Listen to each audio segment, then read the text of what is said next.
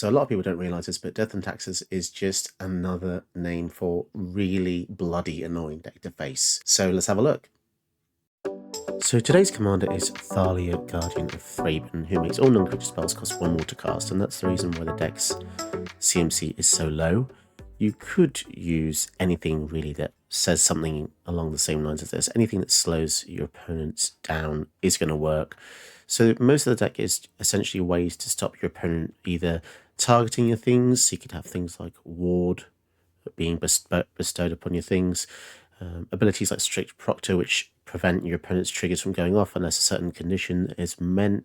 Hushbringer does that ultimately. Although you have to be careful with this, because if they're using Croxer or Oro, it's just going to come in and they're going to have a 6/6 with repeat triggers on attacks. Island of Obstruction stops your opponent's Planeswalkers being activated unless they pay 1. So yeah, you get the picture. Containment Priest, yeah. Basically anything that says your opponent can't, or your opponent can only do things unless. So I was thinking of making this deck an unless tribal. So just to clarify, unless would be something along the lines of this: whenever a source opponent controls deals damage to your opponent you control, that source's control loses 2 unless they pay 1. But there just wasn't enough. There was only like 5 or 6 in rare. But yeah, the deck, I think you're going to make it a pretty aggressive curve, so you can actually cast your own non-creature spells, which you're bound to include some. And as long as you're applying a lot of pressure with low to the ground creatures, you should be good. So let's see how well I did in today's video, which I think should be posed pretty well against control decks and just decks that want to also kind of be stormy as well with their non-creature spells. All right, let's go. Sark and Fireblood. Now, annoyingly, they get to go first, which means it's going to be harder for us to slow them down. Because if we could have gone first, we could have gone for Thalia. Okay, so now it's going to be a bit annoying just because now they've got the extra mana to pay for the Sarkhan. So perhaps I think we still go for Thalia first, because so the options here are they have the removal spell which takes care of her, which means Sarkhan might not be able to come down. Okay, but they do anyway. But now we can pressure Sarkhan. So especially with the flowering of the white tree, they don't realise this. But yeah, now Sarkhan's in trouble. I mean, when I say in trouble, I mean dead. So, you know, it's pretty good. I really like this Sarkhan. It's nice to see him, but yeah, if you don't get rid of him fairly quick, he can pose quite a considerable threat because he ramps so hard. Interesting. And now they can't target Thalia because she's got Ward. So I think they may have not realised this. And now next time they're not going to be able to kill her because they're not going to have 2 loyalty. But they do make all the dragons in their hand more expensive. So we can't kill him, but weakening him should be enough. My scales are too tough for you. Let's go for Kinjali's Sunwing. Missing our land drop there is pretty important for them. I think that's going to give them quite the edge. All their dragons cost 2 less. That is frightening, considering they have 5 cards in hand. Opportunistic Dragon. So they're going to be able to steal. So they have to pay the ward, which means they can't cast it. That was lucky. And now they don't have enough mana to cast it, which means they don't have... Interesting. The Lightning Axe. Okay, so... Oh, she has no abilities.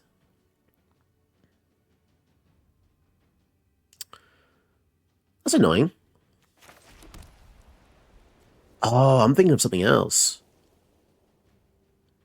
I was thinking it was like Hostage Taker. Okay. So what do we do? 4 mana.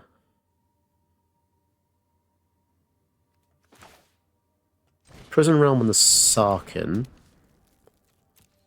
Let's take him off the field here. Land on top's perfect. And then let's get rid of this stupid dragon. Now we get her back. Okay. They have the other Sarkhan in the waiting in the wings. We don't know how many dragons in their hand. Dragon Speaker Shaman. Wow, that's making the dragons really, really, really, really cheap. And a demanding dragon. So we're going to take 5 here. Jeez, there's a lot of stuff going on. Forge and Frontier. So we're going to give her Pro Red and Pro Green soon, but not quite yet. Oh my god, so that dragon was like 2 mana. 2 red. Oh, they're not going to actually... Do they realise they can't block this? Why the hell did they not attack? That's bizarre. That is a bit weird, isn't it? That is very weird. I feel like they should have just put the aggro on there. Because now, how are they going to deal with... They need to destroy Artifact, essentially. I'm not going to complain. I mean, I capitalize on others' mistakes and vice versa. So they can play another dragon here, in essence, because the dragons cost like a lot less. 1, 2, 3, 4, 5, 6. Target a dragon, lightning bolt. Okay. Here come the beats. They've got a lot of aerial superiority here. Oh my goodness, that kills both of their dragons, but it also destroys our Thalia unless we just go for the dog.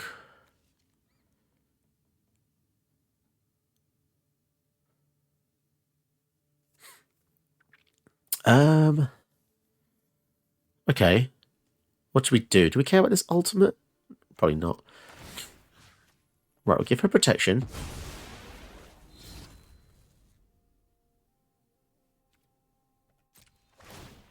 We'll make it even bigger. Let's go into them. See what spells we get. That's a big chunk. 2 lands that we can actually play. Take care of their dragons. And... Nice! Pretty good position. 7/5 Pro Red and Green. Oh god. Sarkin Tribal. Okay. That's where true freedom So that is that would have been a win con, right? Because it would have been 5, 9, 10, 11, 12, 13. Maybe not. Damn. We are having to deal with so much Sarkin. 5, so we're still a little bit safe from that. I think we just keep going for them. Although that's going to... I don't know what to do. I don't know what to do. Let's just go in. Being aggressive here. Down to 9. Ooh, Eidolon's going to make them pay a bit for stuff.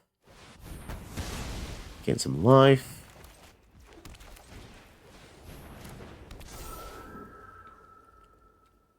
I still think we're safe. Because even if they make them all dragons, that's 8, 10 damage.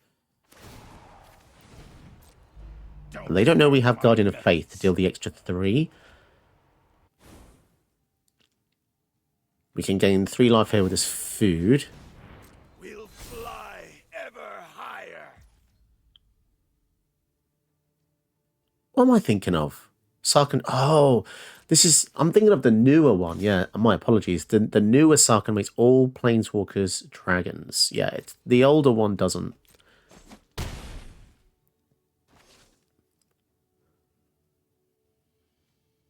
My apologies. There's over 25,000 cards in this game. I do miscalculate things a few times. So yeah, apologies.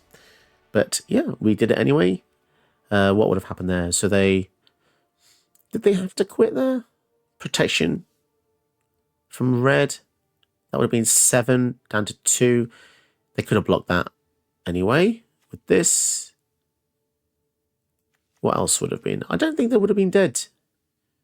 I think our life gain helped. So that's 3 life extra and it would have been +3. Yeah, I don't know. I think they should have just played one more turn just to see. But it was really cool to see him on a red deck actually. It's quite rare. This hand's not too bad. We are against Dina soulsteeper, which is a life gain combo build. So it doesn't take too many pieces to get this going. It doesn't seem very strong on paper, but yeah. The uncommon rarity normally makes people not worry too much, but yeah, I assure you, this is definitely part of the builds. It's something I normally see. 1-3. We could just use Deck and Stone here. Let's just get out of the way. We know that this is part of combos, so let's get out of the way. There's a lot of stuff that says whenever you gain life, X, Y, and Z happens. So reducing one of the pieces of the field is something we're going to want to do anyway. Hooded Blight Fang. Okay, sadly, the Battle of Bywater doesn't actually kill that. But we'll establish a bit of card draw with the Tome of Legends. It's nice to get this out before Thalia because it means it costs one less. And then we can use that 1 mana to actually draw later. If you kind of carry it on. This guy works with Death Touch. But I don't know if they're going to have much Death Touch in the deck, or it's just because the trigger that does a drain. Guardian Project draws them cards. Okay. Let's see what we get with the Tome. Fragment Reality. Let's kill the Guardian Project. That's going to draw them loads of cards. And they get a Preacher of the Schism. 2/4 Death Touch. What a weirdly defensive Death Touch creature. Not common to see. Okay, we'll go for Thalia here.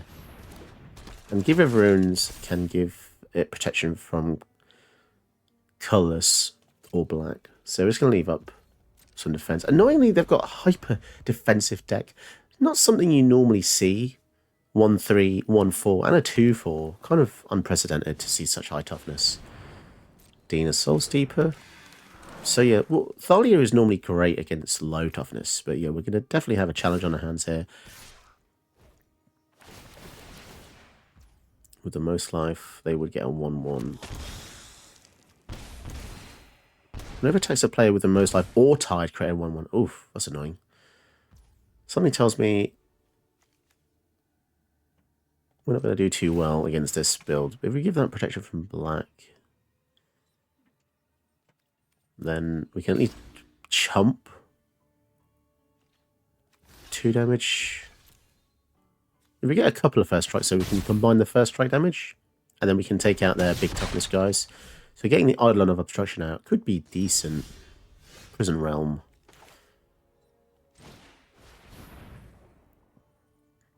More first strike. Sentinel might be able to draw some cards. So yeah, this is the most defensive you'll probably ever see me with an aggressive deck, I think. The Giver of Runes here poses an interesting problem for the opponent because they're going to have to kill this before they kill any of our other things. Unless, of course, they play something that wipes just our stuff. We have really low toughness. Questing Beast.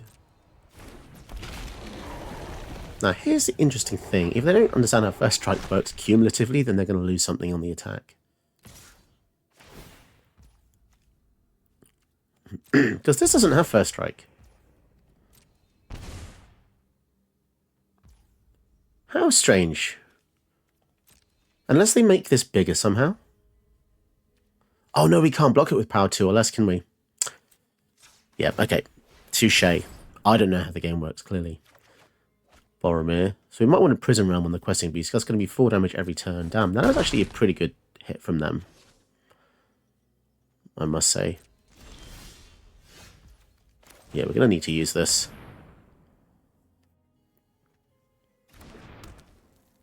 Kind of annoying. Do they have hexproof? They're just going to sack it. Feels a bit incredibly extreme there. Although now part of me feels sad because the Battle of Bywater would have been able to kill the Dina, but we don't have enough mana for that. So yeah, okay, we're just going to have to see what happens next. They'd rather sack the Questing Beast and leave it underneath the Prison Realm.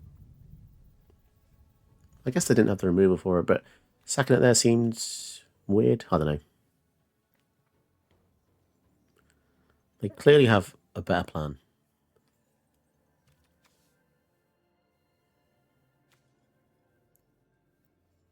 Looks slightly like a younger Willem Dafoe there. There's a vampire token. And yeah, just waiting for them to make their goddamn move, whatever that will be. They seem to have everything else under wraps, so as I said earlier, anything that deals like... Ooh, okay, Vraska. So if Vraska wants to be effective here, they're going to either want to sacrifice the 1/1 to draw a card, or maybe kill the Giver of Runes. You won't see the end coming until it's too late. Or just not do anything at all. That's weird. Trample. How are we going to get around Vraska? Protection from black. I could give something protection from black so we can just hit the Vraska.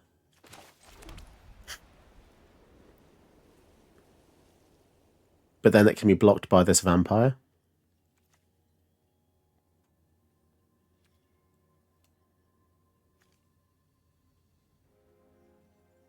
Doesn't seem so good without vigilance. I mean, Boromir has vigilance. So we can utilize him next turn to start attacking the Vraska, I think. Let's go for this Soul Stealer Axe here. Yeah, we are really not doing much, are we? What a strange turn. They really didn't want to lose that 1/1, did they? Which is interesting, because if they were worried about keeping the loyalty high, sacking the vampire would have given them 6 loyalty total, which would have been enough to kind of tank one of our hits that we would have gotten through anyway. Interesting. They're going in for one of these. Is that a board wipe? Wow. They draw a card as well. This thing does a lot.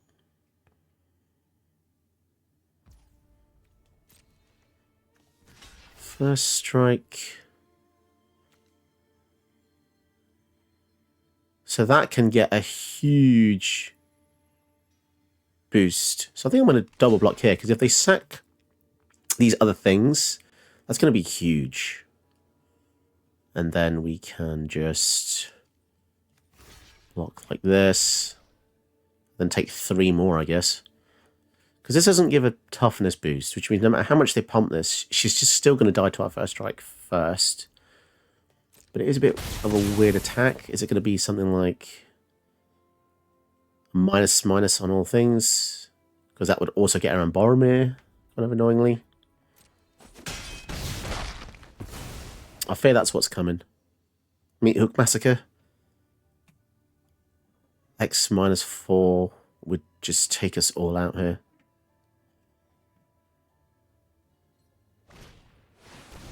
Ooh, that's rough. So we get to draw a card. And then what's the wording? Destroy each creature and then sack. Power 2 or less. So we're going to have to sack the Boromir to give all our stuff protection from, well, Ring Bearer. Who do you want to be a Ring Bearer? I guess it doesn't really matter too much, does it?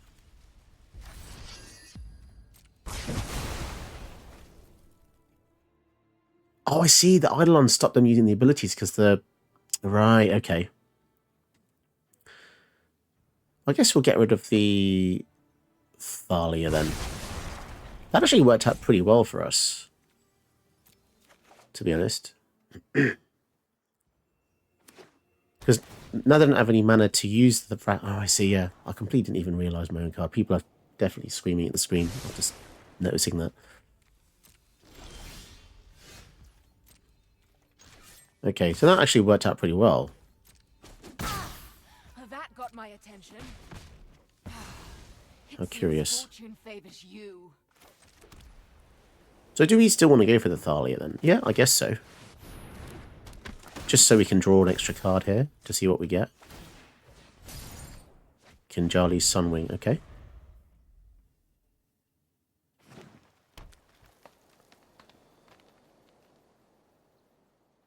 Eight mana open. 4 cards in hand. What could it be? Virtue of Presence. So luckily we have the Sanctify to kill that enchantment if they ever choose to use this. To resurrect stuff, because that's going to be pretty scary. And a Propagator Primordium. Man, the cards are convoluted these days.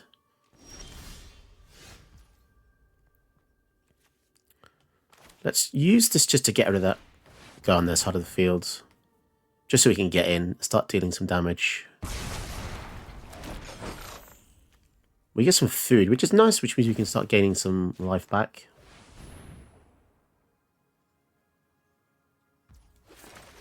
I'm in a weirdly commanding position, considering our life total.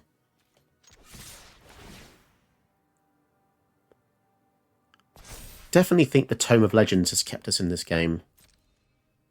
And perhaps the Battle of Bywater food will be helping us as well. Yeah, we've just got lots of random value.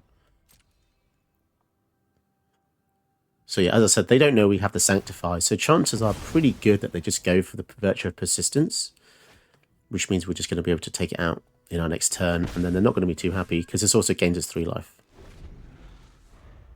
If they don't play this, they're going to have something much better. Because that's 8 mana. And, oh, Liliana. Okay, debatably that is better. But if they do minus here, we're going to have 1 residual. Okay.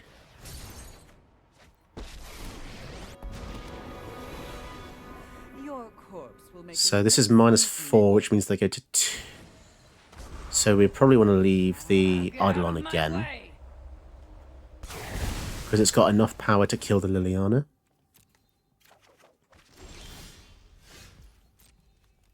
So weirdly, we're still doing pretty good. And even if we didn't have enough power, we actually had the Luminarch there, so maybe keeping the Sentinel was the actual better up play there.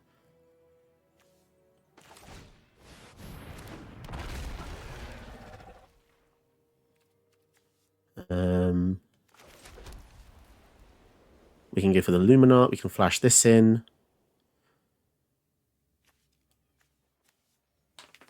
We've got so much stuff to do.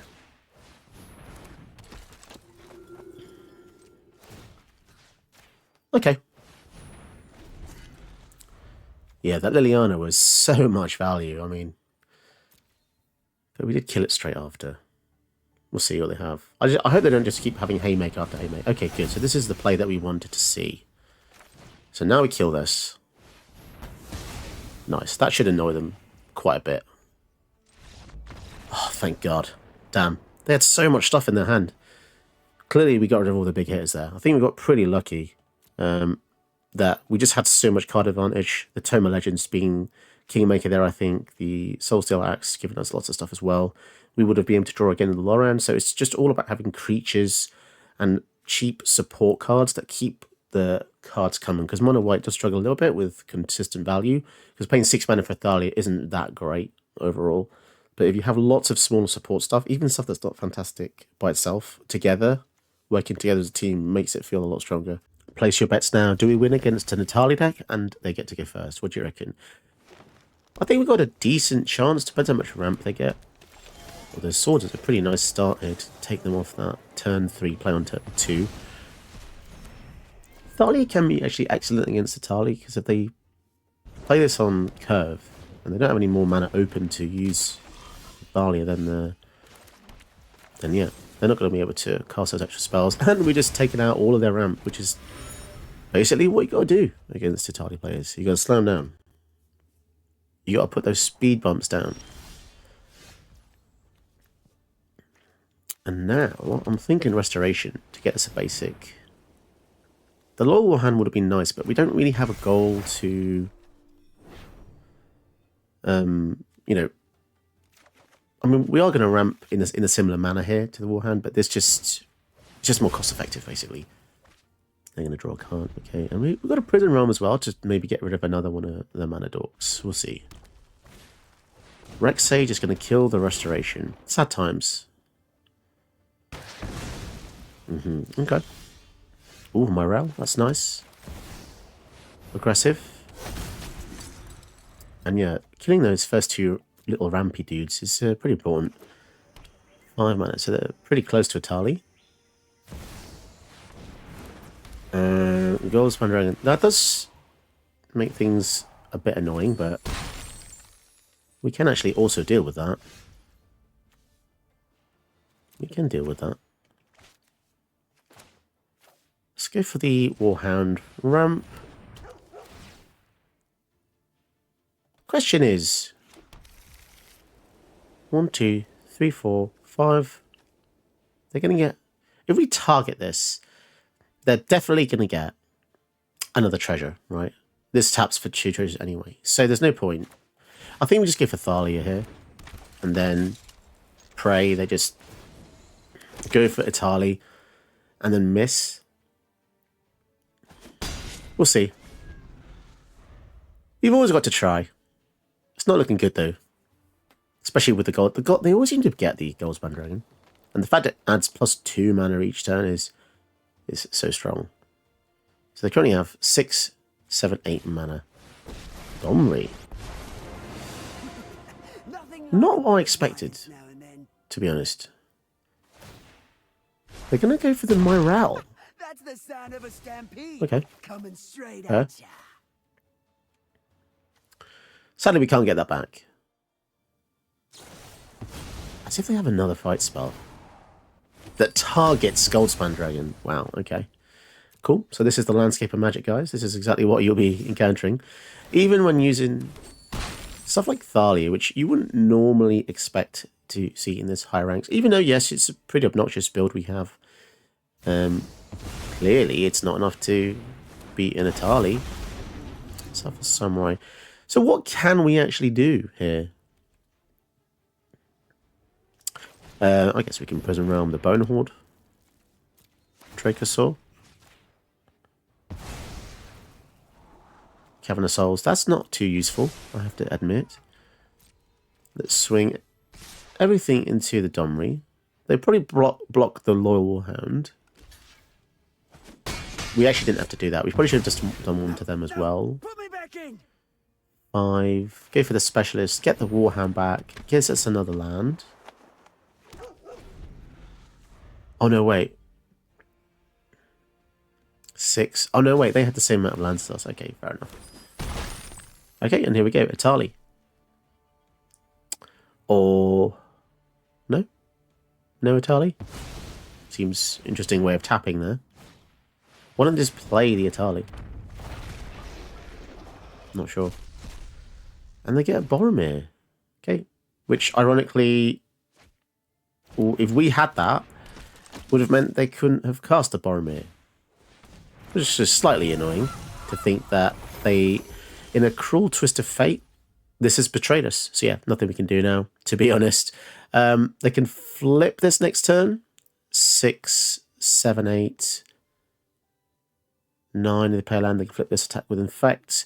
Even if we go for Thalia, and even if we did have enough to block and take this out, perhaps they have our Boromir to give it indestructible. So yeah, that just sucks. And yeah, this is just one of those games where Arena thinks it's fun to keep putting up against Itali. So yeah, there you go. That's that. That's that, guys. All right, a pretty sweet hand. Protection, some card advantage here. And a way to slow them down. Against Faramir, which is a 4 mana commander, is pretty slow. Once we start hitting with Thalia and the Soulsteeper axe, we should be able to get some damage through, although somewhat annoyingly, 1-3 does stop us a little bit.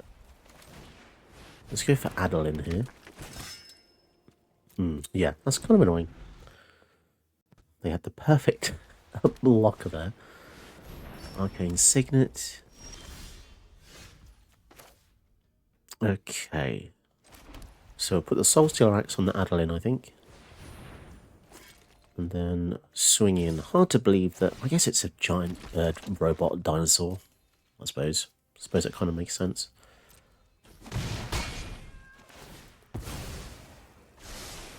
Wow, okay. And the Sword of Forge and Frontier is pretty sweet as well. If they have anything that targets and kills one of our guys, return target non-permanent to its owner's hand. Okay, that has flash. They didn't have to do that there. Alas, they still chose to, of course. And the good news is, even though we still attack here, we can still get through because the power will be enough. So even if they double block... Wow, they really don't want us to do any damage with that, do they? Kind of crazy. Yeah, getting for the morale is going to be nice as well. It means they can't do anything in our turn.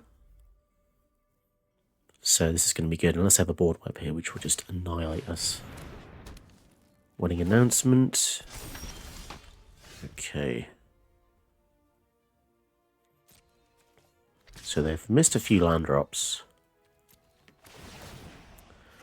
Let's see how much more of an impact we can make here with these attacks. The trample on that is actually pretty awesome. Okay.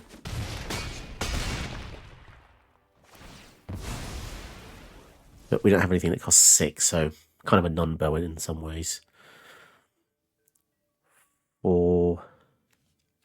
I suppose I'll go for the sword, and then we can start attacking with Thalia maybe in the next turn. But yeah, we're in a pretty good position. And let's have a board wipe, of course. Massa, so it's going to flicker the nightclub bounce at every turn, and it's going to get pretty annoying because it's going to make us off perpetually cost loads and loads and loads. Yeah, that is annoying. Trample.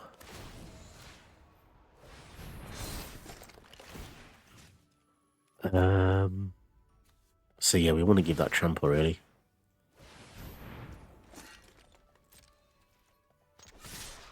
Let's swing in here. Yeah, that Thassa synergy is going to get really annoying, but I guess we're getting loads of 1/1s, but...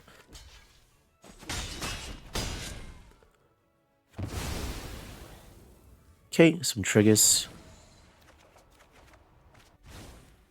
Land.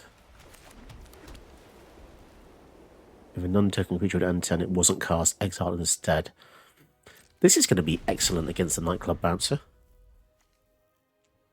So they choose to flicker this with the Thassa. We're going to flash this in, and then the nightclub bouncer will never enter the battlefield.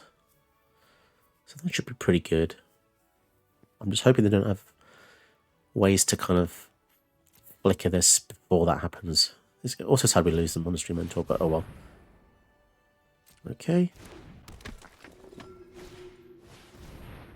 Charming Prince. Okay, so we could get away with something really cool here. So if they flicker that now, they're going to love us. They are going to absolutely love us. So thank God that goes away. If they flicker something else here without realising what Containment Priest does. Okay, cool. Let's kill the Faramir.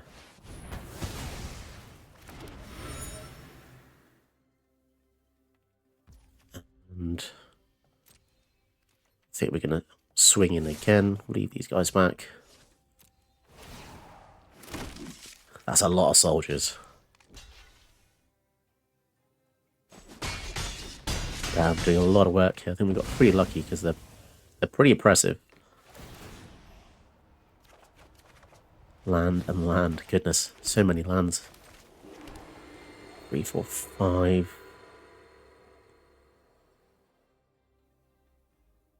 Guess we just go for Adeline again. As if that triggers the beginning of your end step. Oh no, time wipe. That sucks. That sucks really bad. Okay, this is going to be annoying. So we're going to have to start rebuilding here.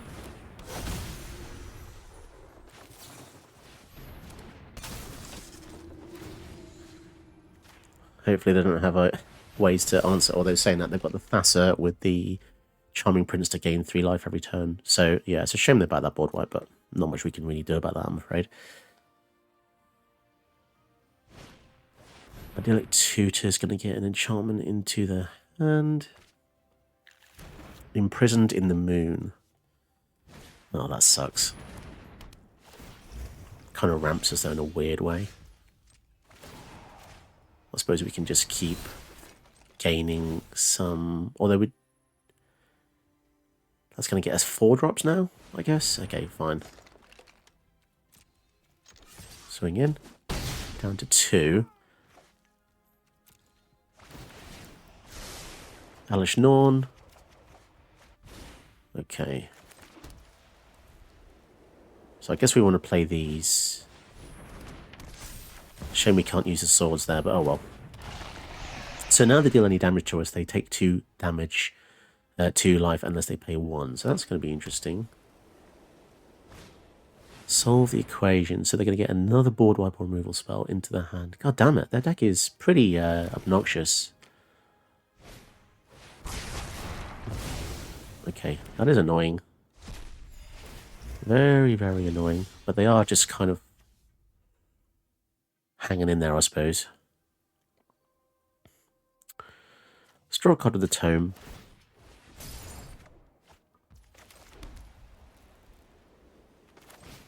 We have Thalia.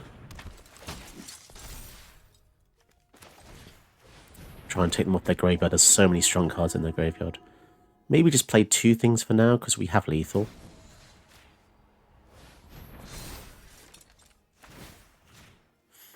Pass the turn. So we have lethal in the air, unless they go for the Charming Prince trick, which gains them 6 life here. Yeah. The trigger for this is weird. When you go end step, choose opponent if at the beginning of that play's next end step. So this is a delayed trigger that still triggers even if this doesn't exist. Kind of crazy. Especially with this wedding festivity, which is kind of proven to be annoying. They could also use the 4-mana tap ability here on the Thassa to save themselves from one of these attackers, but we have 2 attackers, so... Declaration in stone. Would we rather exile the graveyard or get a clue? I suppose we'll get the clue. And here we go with the Charming Prince, getting them stupid amount of life. Yeah, this really does sting quite a bit, this life gain here.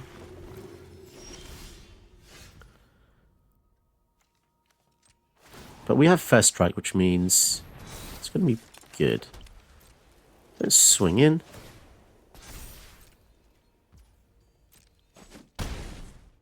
Some really good advantages, just gaining loads of card advantage from swinging in and stuff. Sanctify and a Siege Veteran. Okay, let's take out the Wedding Festivity, because Thassa is indestructible.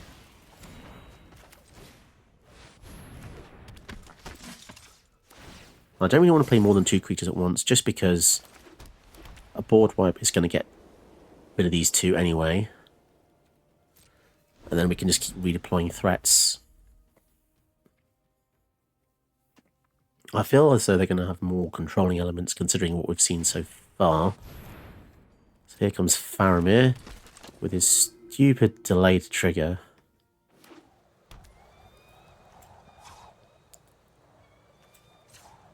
Let's draw a card with a clue, see what we get. Removal would be lovely. Gate to the Citadel. So they're going to flicker that to gain another 3 life, I presume. So at this point, Charming Prince is more effective than the Faramir, it seems. Let's look what's in their hand. I guess we'll name Khan.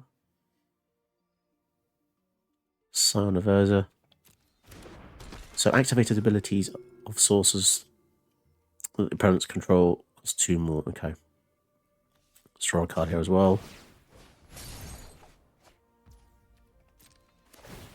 Got a counter on here. Maybe it would have been better to attack with there, but let's just swing with the Thalia. The first strike is going to be important. Down to 2.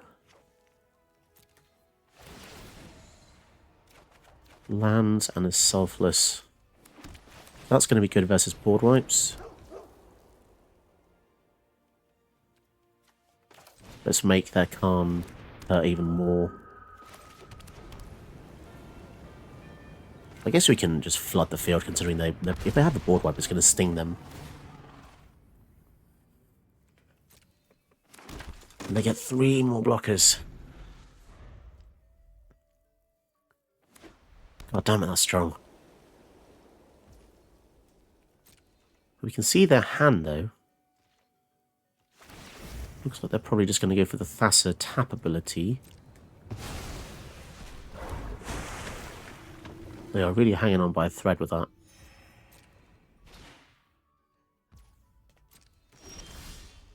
Dusk Legion Duelist. Okay, that's another nice way to draw another card here. I really need removal. Or a way to kill that passer.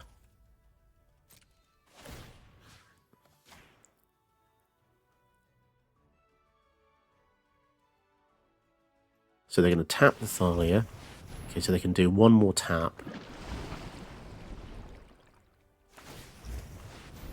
You draw a card if they didn't attack you, otherwise create 3/1/1s. God damn it. So many lands, man.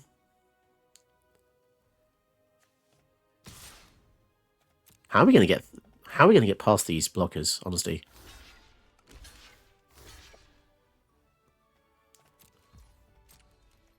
Thalia is so annoying. Sorry, the Thassa is so annoying.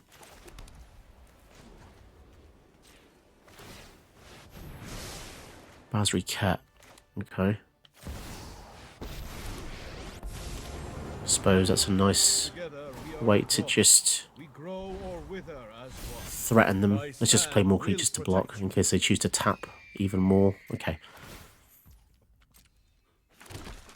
Jeez, man. So many free creatures from that Faramir. But if they don't play anything and just use Thassa each turn, they're going to have to keep tapping more and more of our things. Displace a kitten. Oh no. That's not good. So they're going to gain even more life here. But now they can't use the Thassa tap ability. In a bit of a predicament now. So they're going to gain 8 and then they're going to go up to 11 at the end step again. How many attackers can we make tapped and attacking? Have they killed themselves by not being able to tap our attackers now? Not sure.